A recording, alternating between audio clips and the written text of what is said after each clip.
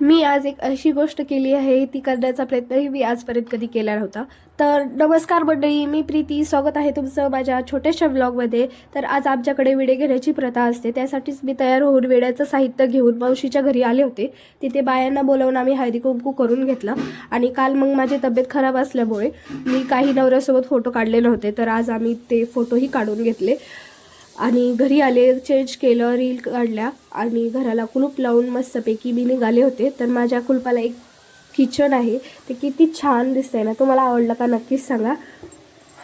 खाली आले, खाली आल्यानंतर मी परीसाठी चॉकोज आणि डायपर घेतलं. परी मावशीच्याच घरी होती, ती अभ्यास करत होती. तिला चॉकोजचे लालच देऊन तयारी व्हायला सांगितलं. ती तयार झाल्यावर आम्ही निघालो होतो. जाताना आम्हाला पान शॉप भेटलं. पान शॉपमध्ये आम्ही पान खाल्लं. मी खूप लहान असताना पान खाल्लं होतं, त्याच्यानंतर आताच परी झाल्यानंतर 1-2 वेळेस पान खाल्लं आहे. आणि आज मी चॉकलेट पान ट्राय केलं, खूपच छान वाटलं.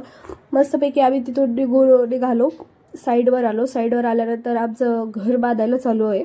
घर बांधायला चालू असल्यामुळे आम्ही पेटरशी बोलून घेतलं, पेटी कुठे करायची, कशी करायची, काय ते.